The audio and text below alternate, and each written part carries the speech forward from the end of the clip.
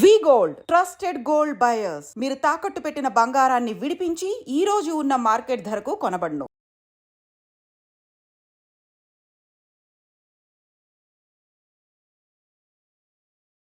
Ma'am నమస్తే అండి. నమస్తే. నాకు ఈ ప్లేస్ అంటే చాలా చాలా ఇష్టం. సో ఇక్కడికి వస్తే ఏంటంటే ప్రత్యేకంగా ఈ మొక్క దగ్గర కూర్చుంటే ఈ ఆరోగ్య లాభాలు కలుగుతాయని లేదు. జనరల్గా వాక్ చేస్తూ ఉంటే ఈ గాలి ద్వారానే మనకు ఆరోగ్య లాభాలు చేకూరుతాయి, అనారోగ్యాలు తగ్గిపోతాయి అంటారు. సో అందుకు నాకు ఇక్కడ రావడం చాలా ఇష్టము. ఎప్పుడు రష్గా ఉంటుంది ఇది. అయితే మ్యామ్ జనరల్గా మనము ఇక్కడ ఉన్న వీటిలో చూస్తే కనుక ఈ పారిజాతం మొక్క చాలా ఆహ్లాదంగా అనిపిస్తుంది. చూస్తారు కదా ఫ్లవర్స్. ఇప్పుడు సీజన్ ఇంకా మార్నింగ్ అందరూ వచ్చి తీసుకెళ్లిపోయారు. సాయంకాలం అయ్యేసరికి ఎంత మంచి వాసన వస్తుందో. చాలా మంది నిద్ర పట్టట్లేదు అని అంటారు. అవును, ఈ నిద్ర పట్టట్లేదు అన్న వాళ్ళు ఈ వాసన చూస్తే మంచి నిద్ర పడుతుంది. సాయంకాలం ఏడుస్తాయి 6 గంటలకి, కొంచెం చీకటి పడుతుండగా నిలుస్తాయి. మార్నింగ్ మొత్తం రాలిపోయి ఉంటాయి, మొత్తం చెట్టుని ఏమి ఉండవు మీకు పొద్దున్న అయ్యేసరికి.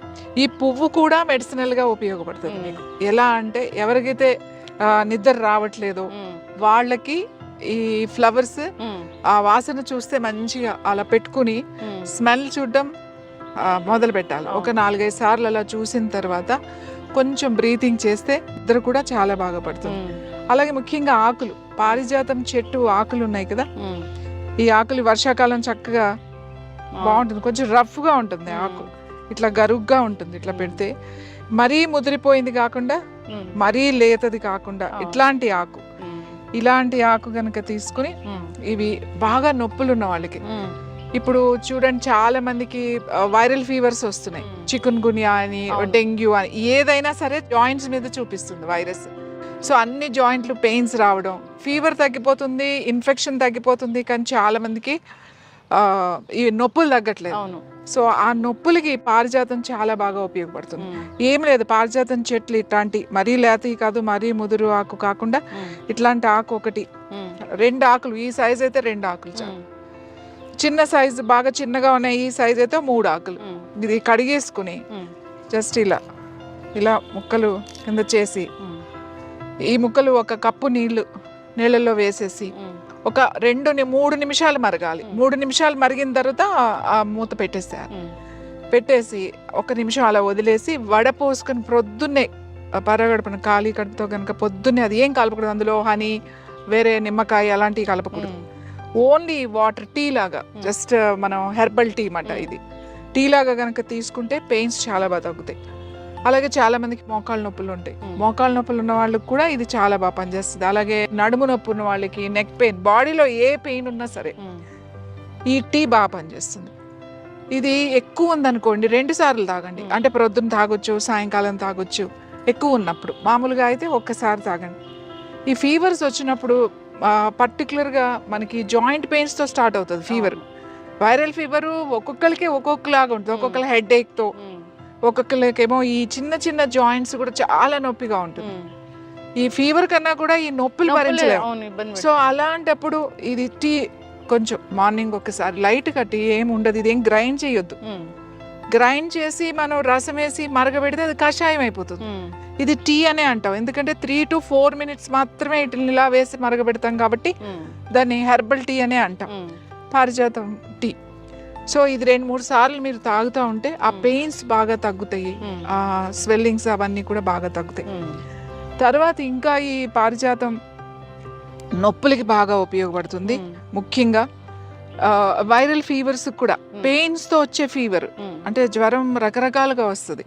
పెయిన్స్ తో ఏదైతే నొప్పులతో స్టార్ట్ అయ్యి జ్వరం వస్తుంది చూడండి, దానికి ఈ ఆకుల టీ చాలా బాగా పనిచేస్తుంది. డివైన్ ప్లాంట్ అని చెప్తారు కాబట్టి, డివైన్ ప్లాంట్ మనకు పారిజాతం అంటే ఇది అది ఇంద్రలోకం నుంచి, భూమి నుంచి దిగి వచ్చిన పారిజాతం అని చెప్తాం. ఎవరు కొయ్యరు, పువ్వులు కింద పడినయే ఏరుకుని దేవుడికి, భగవంతుడికి పెడతారు.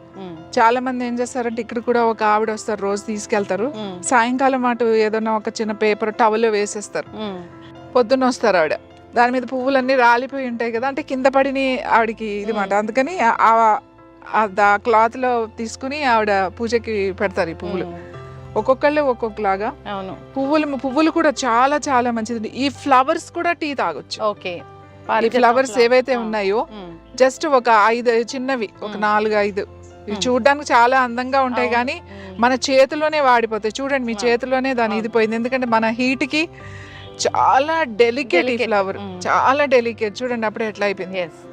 సో ఈ ఒక 4-5 ఫ్లవర్స్ చాలు. నిద్ర పట్టట్లేదు, ఎవరికైతే నిద్ర పట్టట్లేదు మాకు అని అనుకున్నప్పుడు సాయంకాలం అంటే చీకటి పడిన తర్వాత డిన్నర్ చేసిన తర్వాత ఎప్పుడో మెల్లగా ఒక గంట తర్వాత ఒక 5-6 పువ్వులు తీసుకుని ఒక గ్లాస్ నీళ్లు పోసి ఒక 3 to 4 minutes మరగబెట్టండి.